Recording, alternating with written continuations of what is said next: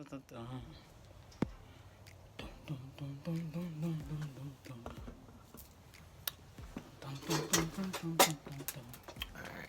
we ready. Ready. No, I just said you have to find somebody that you can annoy for the rest of your life, and that's what I'm here for. Oh. To annoy you. Exactly. The way it's supposed to be. That's the way it's supposed to be. Alright. Hey y'all, it's your girl Lisa, and I'm back with my boy, Bryan. my boy B, my bae, Mr. Parker, and today we are going to be discussing love after divorce. The big D word. Sounds exciting. But before we jump into that, I wanted to answer a question that someone posed to us in the comments of our last video. And that question was, what do you feel that you need to still experience in your dating season? So, what is it that you feel like you still need to experience in this season of dating? Mwah. Mwah. Well, yeah. Well, so, I mean, you've been real perfect, like, way better than I thought it would be, first of all. Because initially when we thought to come up with this concept of, like, sharing our dating experience. Yeah. The only thing I really thought about, truly, was, like, you know, like, that could be a little risky. Yeah. And so, like, I had to just make sure that I was, like, irregardless of, like, you, at the time, I had to make sure I was at a place where I wanted to date authentically, because even if we didn't make it, I wanted it to be like a healthy kind of like dating process. Yeah. Because that was what we agreed about. Yeah. Agreed up. It's like to make sure it was just like, you know, like let's just share like our dating experience. If it work out, it work. If it doesn't, it doesn't. As long as we're healthy. So that was like the biggest thing. But now we progress, and so it seems to be much more seriously than, you know, what we probably expected. Because we were just expecting to date and see where things would go. And so now I'm just on the road of making sure that I understand like how you operate, the real fundamental and basic things about relationships and dating. Is just like the things that you like, how the things that make you upset, make you happy. You know, just all the things that we'll have to encounter to once we move forward into a deeper relationship. And so right now that's all I'm pretty much focused on, just pretty much still continuing to learn you. So I can make sure that that as we do progress in our dating experience, that it's something that's meaningful and purposeful that's going to come out of it, you know what I mean? And not just going out enjoying each other's company, but I'm more interested in like the intrinsic like intricacies of like understanding who you are as a person. Whereas with dating, it's just like you just want to make sure you're around good company. And then you start to explore deeper. If you feel you feel like it's something more meaningful. I can get with them, like we can make it, or you have an idea that we can make it. So what's yours? I'm still waiting to experience anger, like us having an argument, because that hasn't happened yet. So yes, we have. We just ain't angry. We always disagree. You think we always disagree? Yeah, but it's never. I don't ever feel get up and tense. throw the chair and table or something? I don't want. I got it. No, I don't want nothing that's gonna be like abuse or nothing like that. Nothing, you know, that's just like off the radar. But I like we've never just gotten like upset, like where we want to be around. It's not my personality though. I mean, that's the thing. Like sometimes you don't think that'll ever happen with us? Like, I've been upset. I don't know if rage is what we're talking about. It's one thing about being angry. There's a difference between being angry and being enraged. Now I've never been enraged, and I don't plan on being enraged. Okay, man. But I've been upset. I've been in every feeling or emotion that I could just about imagine. Really? But I just think we handle it with us. Yeah. Oh, okay. You didn't know? No. My therapist knows. My therapist knows. But no, I just think we handle it maturely as adults, like 40 and up. You just learn over time, like you can't be immature. Immature about things. Yeah. Yeah. Okay. Yeah, but I'm trying to think back in my mind now, like when did we have like maybe like a major disagreement that we kind of like worked through? But I guess we have had some disagreements that we just talked about, but it was so chill. How about you stop it? So cool. I'm gonna help you think then, since we're gonna be transparent when you start eating on my plate. Oh. So I mean, but that didn't make you mad. I mean, I was just wasn't right. I just wanted to understand, like all right, so you like eating out of my plate, like you just grab some. And then I was trying to figure out, like, you know, because food is a nourishment for me, like, to survive. Like, I eat to survive. And so I'm like... you eat because it's good, like, too. Yeah, because you constantly eat. Yeah, but see, but when we out, seriously, you're a tall guy, you're a big guy. When we were out, and I'm like, all right, I got my food in front of me. I'm like, this looks like it's going to be real nice and tasty. Yeah. I can see myself eating every little last piece of it. All of a sudden, I see a little finger just kind of reach over and be like... And I'm like, all right, you know, it's cute. You know, it's cute. You know, the first time, but like every time. So I was like, I was at McDonald's when we were coming from Houston, and you know, I do know, but I guess I have to share it. Yeah, but share the story. But I didn't know it made you upset. But share. No, the story. I mean, I wasn't enraged, but then I was like, all right. Every time I get something, first we was at McDonald's, and I was like, I'm trying to find a solution because I'm noticing a pattern here. If you just like eating and drinking everything I have, and it's like, you know. I'm like, so I'm at McDonald's. I'm like, so you want something? You know, like, if you want something to eat, let me know. Yeah. And what did I say? And you was like, no, don't want nothing. I'm like, you sure? You like? I'm trying to like. To me, it's like bigger than just asking. Like, I'm like, you sure? Because you know we traveling home 3 hours. Yeah, 3 hour drive or something like. Yeah. And I haven't eaten or whatever. Yeah. And then it's like, he's like, no, I'm fine. So I order my food, and then. I get it. We drive back. We start driving. That's like, you know, I'm like reaching and trying to eat or whatever. And then you were like, you just grabbed it. Like, you just grabbed the hamburger and was like, I was like, yo, come on. Yeah. And you like, did. You said you didn't want nothing. Yeah. So I wasn't. But that wasn't. I didn't see it as you being angry either. But later on, I did think about it, and I was like, did I annoy him or something? Because you were like, Alesia, come on now. I just asked you if you wanted something to eat. And you were like, no. And I was like, because I didn't. But it wasn't annoying. Well, let me be careful. Yeah, it wasn't annoying. I just wanted to know, like, are we being cute? Are we being like a cute little couple by eating behind each other? Like, let me know. Like, what are you thinking? Like, what's on your mind? Like, how do you see it from like your vantage point? Because I can go with it like, here, let me eat some of yours, so I could be cute too. Yeah. But like, I just really wanted to know like where you coming from. Yeah, because like grabbing everything like drinks and stuff prior to. Yeah. It was like you would grab whatever I had. And it was to the point to where... I didn't even think about it. I just do it without even thinking. Yeah, like, but see, that's what I found out. Because I genuinely asked you, yo, I never had anybody kind of like just eat out my plate. Like, so I just, you know, it wasn't no problem. Just kind of like interested in knowing like what you thought about. Like, what's the point? What's the motivation behind it. And then like, you was just like, you know, just something I just didn't think about. Just like enjoy doing or whatever. Just I feel like it was something that brought us closer. Or we were in a position to be close. So like we that close. And so why not? Yeah. And so I got it like a little bit. But he said like a little bit. But I stopped doing it though. But yeah, you didn't have to. I know. You didn't have. But the point is, at the time that it was initially happening, I didn't understand it. Yeah. But now I understand it. Mm-hmm. So that's a part of us dating. Like we get to understand each other versus bringing in our self-imposed or just like our assumptions about each other. Like I have to understand like where you coming from. You have to understand where I'm coming from. Especially coming from like two different worlds and ways of growing up and two different cultures. Like the country culture versus city culture. Yeah, because we're totally different. He's from California. I'm from Texas. Real laid back. He's real. Let's get up and go. Like we're not sitting here. Let's go. No, I mean as far as how we live, but then as far as personalities, I'm all out there. I'm like, hey. Yeah, she too turned up. She was like, I like put the gas in and he's cranked up. Yeah, and he's like, just let her be. She's fine. Yep, I see you. It's great. Have a good time.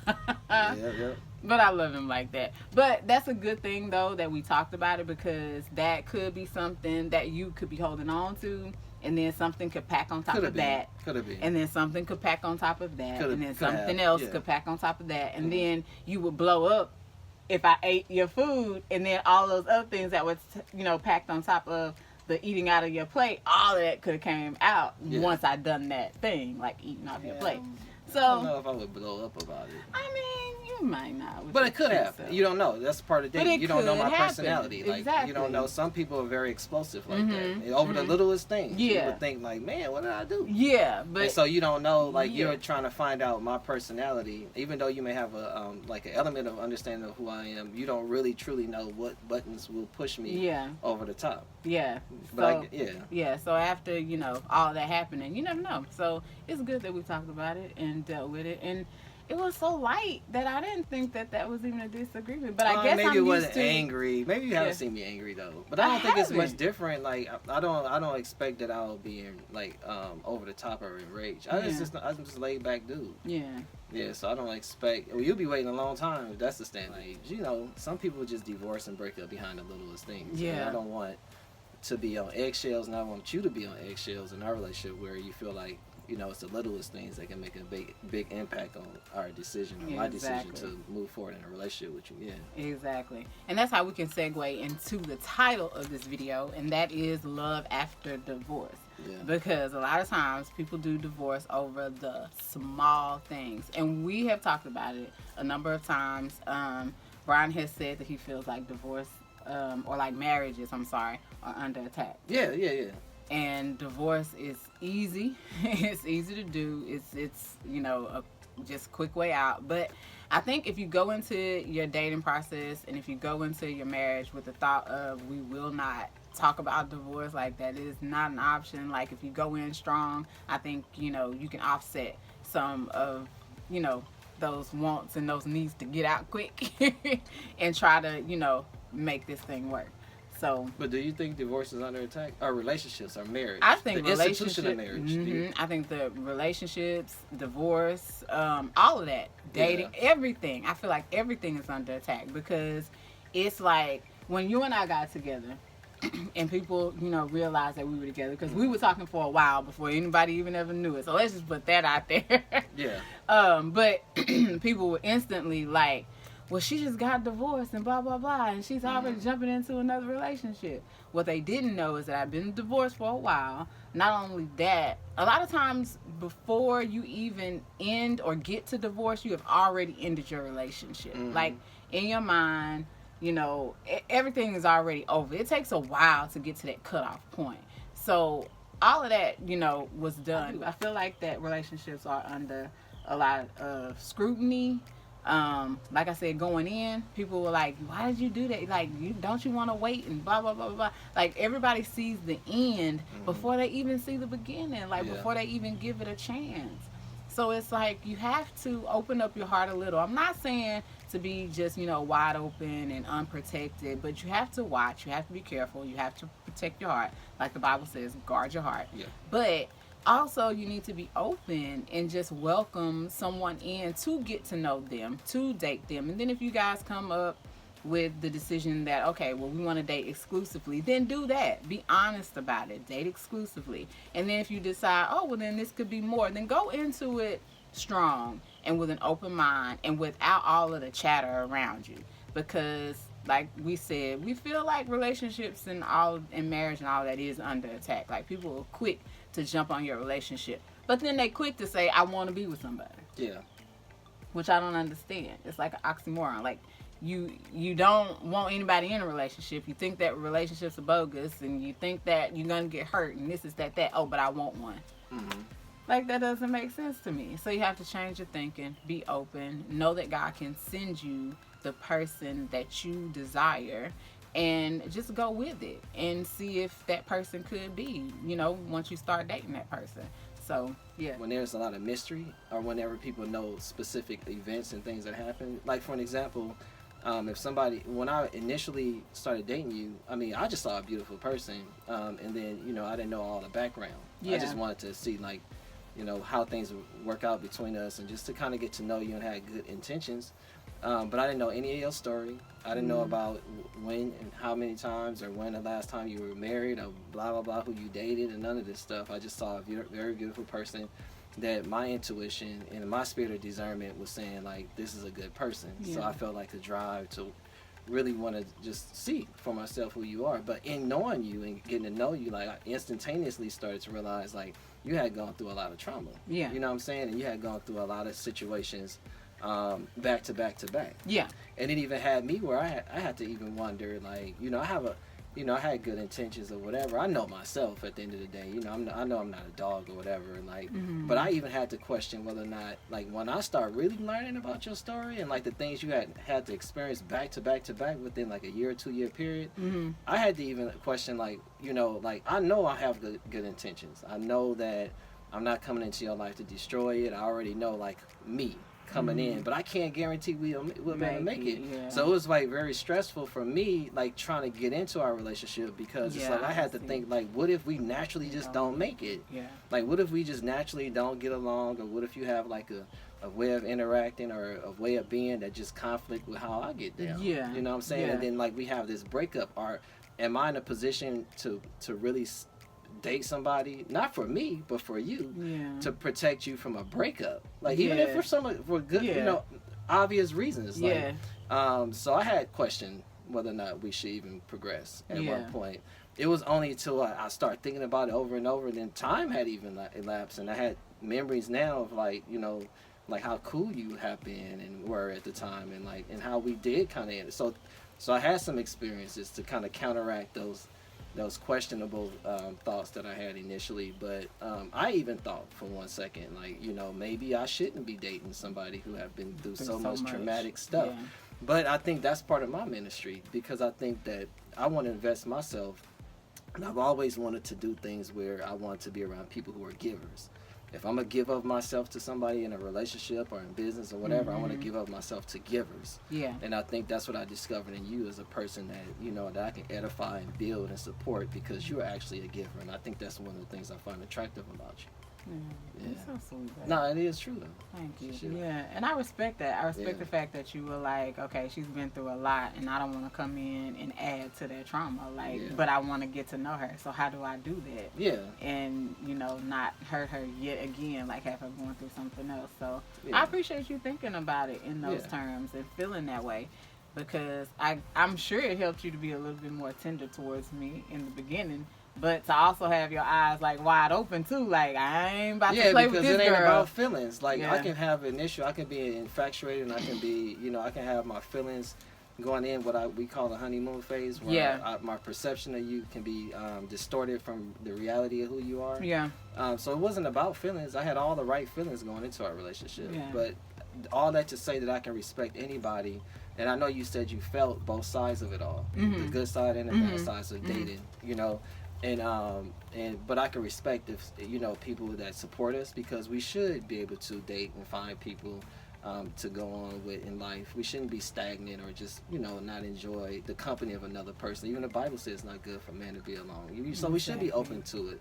But then when people are very critical, and even if we're critical of our own relationship because we've been through a lot, I respect that as well, because you just can't put yourself in a situation where you don't guard your heart. Like you had mentioned, the Bible says you must guard your heart and put a hedge around it, in a sense. So that's the way I would interpret it to be, and adding another scripture to it. So I can definitely respect all sides of how this is playing out. You know, but that's where we are, and that's how far we've come.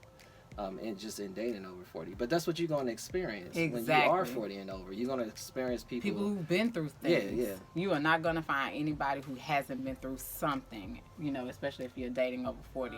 Girl, what you going to do? You just got with him. You don't know him. He from California. You ain't never. I mean, that's legit. You don't know nobody in his family. You don't know nothing about him. And you just...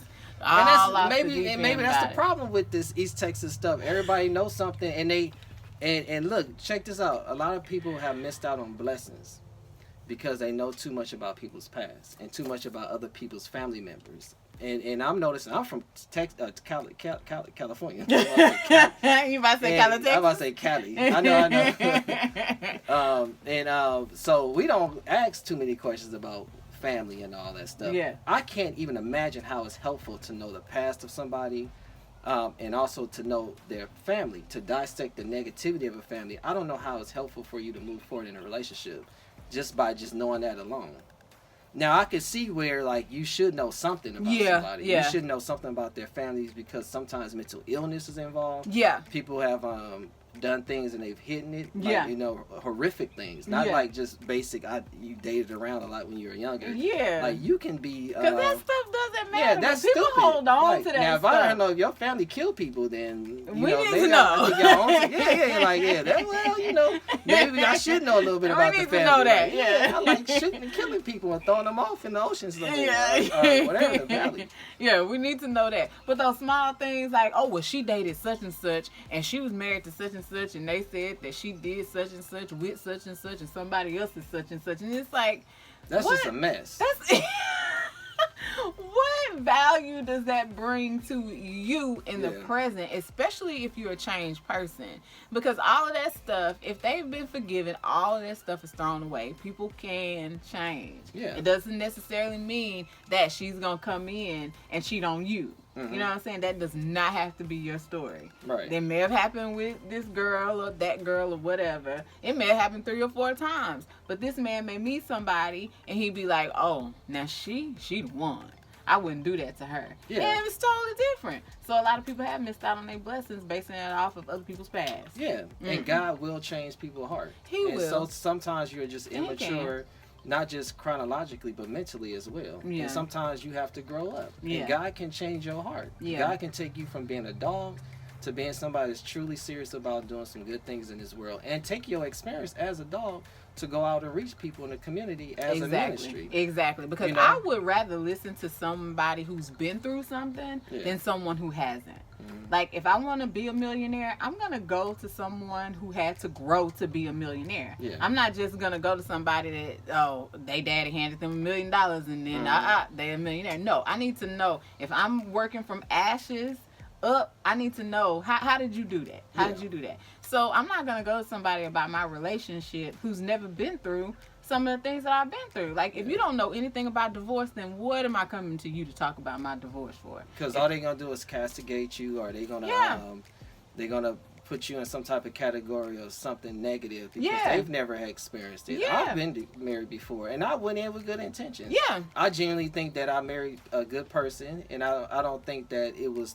me or her that screwed up things. I think that we were genuinely just young and inexperienced, and I had an idealistic view of marriage. My mother and father were together all of my formative life. Yeah. So I went in thinking like we play roles. Like, this is how my mother was, and this is how I am, and all you gotta do is be my mother. Yeah. And then out of immaturity, I was like requiring these things, like, because this is how my mother and father succeeded, and we didn't have a ghetto acting like. I don't want to say ghetto in terms of just like the way we traditionalize ghetto. Yeah. But we didn't have no weird family where we had a lot of anger and. We was a laid-back family, very supportive. We had our issues or whatever, but it was like a very loving. Like, I kissed my brothers. I laid up under my mother. I was telling you, like, I was very nourished. I don't have any, issues with how I was raised. So I was expecting my relationship with the person I married to be similar, and it's like. I had to remember she came from a whole different background, a whole different family. And it wasn't all bad. Brought up just like you. Yeah, it wasn't all bad, but different. In areas where I just didn't understand. I didn't have no sisters. I didn't have any female influences. My mother was more like a man. Yeah. And we had 4 brothers, and I'm the youngest of 4. Yeah, and she had to be tight with y'all. Yeah, so now I'm dating a woman, and I really have inexperience in true dating in terms of being a man. Yeah. I've always dated as a boy in high school or something weird. Yeah. But I was able to look back on that and realize, like, if I'm dating, I have to date to get to know the person that I'm dating. And give them a fair chance of being truly who they are authentically. Exactly. And then I embrace who they are and ultimately try to birth something out of that where we become one. But ultimately, you have to have your individuality, just like I have to have my individuality in a relationship. And I may not always come across as being like the most appropriate or socially appropriate person to want to be around or whatever, but this is just who I am. Yeah. I wear t-shirts a lot. Yeah. I do a lot of stuff that a lot of people don't do, but I'm comfortable within myself because I check my heart. More than I check what I look like on the outside. I wear whatever. But a lot of people wouldn't understand that. You know what I'm saying? Yeah, yeah. Looking for love after divorce, it can happen. It can happen. It happens for us. Yeah, we God is blessing us. Yeah. And I'm glad you're very verbally expressive. Yeah. I'm glad you know how to communicate how you feel. Yeah. Because without those tools, we wouldn't be able to make it, and we definitely wouldn't be able to share our experience. Exactly. Because we're actually giving people tools to criticize and scrutinize our relationship by just putting it on camera. Yeah. And if we aren't tight, and that's the thing, and that's what I had to ponder. If we aren't tight, and within our own relationship, then anybody can come in and say, I saw something he said, or he said this, and scrutinize it. Then they can kind of influence you in ways that you shouldn't be influenced. Yeah, or we could be doing something that maybe somebody doesn't agree with. Maybe we could be on Facebook or something, and there's a post or something that we generally would think is funny. May have something like profanity in it, or it may have a guy looking at a girl or something, and somebody could scrutinize you, or even me. Yeah. I could post something where it's I don't know, a guy doing something to a girl, or a girl doing something to a guy, taking some money or gold digging or whatever. Yeah. And people can look at me and be like, she just after his money. That ain't what they talk about on those videos. Yeah.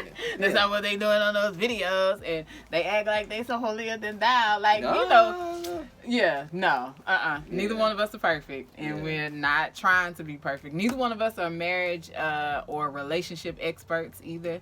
We have both just been through a lot. So we've been through a lot collectively. So it's easy to talk about. Not only is it easy to talk about, we want to help. We want to see healthy, loving relationships, just like ours. Yeah. And we kind of use this to hold us accountable also. Yeah. To be good to one another, to be loving towards one another, soft, and just open. So that people can come in and see a healthy relationship and have hope and just know that if God could do it for us, he can definitely do it for you. And I know some people may say, well, that'll never happen for me, because I had two people just yesterday tell me that they felt like, well, I'm glad you found love because I sure haven't. And then one lady told me that I've been dating and she's over 40, and she's like, and it's horrible out here. It's never going to get better. So I just give up. And I just want to be a light for people because I feel like that's what people need so that they can see it can happen. And if you're patient, if you're open, if you're willing, yes, a little guarded, you have to protect yourself. Know what you're getting into. Don't just jump into anything just because somebody says that they like you or want to be with you or whatever. It doesn't mean that you have to do that. Use your discernment. Have faith. Trust God. Go to God in prayer. And just know that he can do it. And it can happen for you even after divorce. You can fall in love after divorce. Yeah. So, because we definitely are. But the ultimately, whatever decision people make, whether they want to stay in their relationship as dating or whatever, boyfriend and girlfriend, or if they were married and got a divorce, I think you should never give up on life. And I think you should never give up on dating. You don't have to run around, you don't have to run around and be something that you're not. Yeah, and then we never was like that. We never was just chasing after each other in ways that we would deem inappropriate or whatever. We were genuinely just courting each other. And I genuinely enjoyed your company. And I think I invested the foundation, and I think you did the same thing in terms of your authentic way of approaching dating. We invested in each other in a way that we have a strong foundation already in dating. So now we're trying to solidify and build on our future beyond dating. And even though that hasn't been official or anything like that, because we are trying to learn how we can start to map out our life and put some structure behind our relationship. Understand what is it that we do want. Do we want a home? How do we want to invest more in our children, even in their adult years? We're being very realistic about when resources start to come in and we start to build a team effort around how we distribute it. What do we want to do to feel like at the end of the day we were very successful as a couple, not based on societal standards and all that stuff, but just as a couple. As you and me. And so I think we're kind of going down that path and building our relationship and setting a foundation for a relationship beyond dating. And I believe wholeheartedly we'll get there. And but in order for us to really entertain the thought of something bigger than just dating, we have to really have a clear understanding of what it is that we want to achieve and set some goals and objectives. Not to make it all dry and stuff like that, but set some goals so that we can be realistic about how successful we can be, and then how to identify what true success would look like in a relationship. Exactly. So I think that's where we are. But ultimately, what I was getting at is I just want to make sure that I'm a part of a new way of introducing dating, to an older generation have lost so much hope in the process. Yes, And even if we work out or don't work out, which I'm like really convinced that we're going to work out, which is the blessing of it all. But I just like the idea of like presenting a healthy dating process. Exactly. And ultimately, nobody cares about us. Like they don't care about you love me and I love you. That. But in the element of it all, and how God can use situations, there can be a fire that can be sparked, where people may not care so much about how we treat each other, how we love each other, but it could spark a little element of hope in a place where hope didn't exist. And it's not good for man to be alone, and we shouldn't ignore that. Even if we're getting into our older age and relationships have failed, I don't want to give the insinuation that that I believe that people should not date, because I think ultimately, even though we've put ourselves in positions where we thought we were in God's will by dating certain people, in God's will by marrying certain people, and then they ultimately it didn't work out. Probably wasn't God's will, or whatever experience you were supposed to get or extract from that was God's will. God's will, exactly. He graced you from being able to make vows and not keep those vows enough to be able to get a divorce and still have a heart and a mind to say, you know what, I still think I deserve what the Bible says I deserve. Exactly. It's authentic love, and to be loved the way God said you should be loved as a wife through a man, through him. Like, that's how I feel. That's good. I felt that in my spirit. Come on, Holy Ghost. That's good. And I think we'll end it right there, babe. I think we'll end it right there. So if you guys have any questions for Bryan and I, hit us up here on YouTube. You can just leave a comment down below. Or we have an Instagram page now.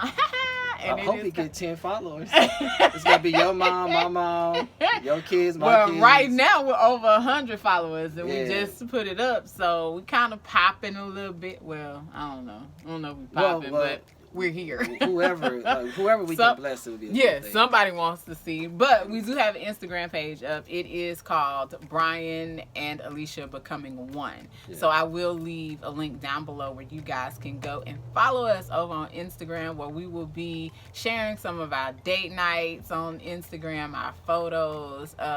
We have a nice video that's up right now telling you a little bit about what's to come. So you might want to click the link so that you can see what's to come. But so just go over there, click the link, and check us out. Leave us some questions in the description box so that we can come back and answer them for you guys, because we want to interact. We don't want to just talk about our relationship all the time. Because people can be a blessing to us. And people can say things, and people have mentioned things in the comment section, which I encourage people to do that, that have helped us and blessed us in our dating experience. So it goes both ways. So we want to give and we want to receive as well. So I hope that this helps someone. If it did, hit the like button, hit the subscribe button, and y'all be on the lookout, because B and I, we got something coming up in the works. So hit those buttons, and we'll talk to y'all later. Peace. Did you look your tongue out? Not the whole time. You so cute. Good job though. Thanks, babe.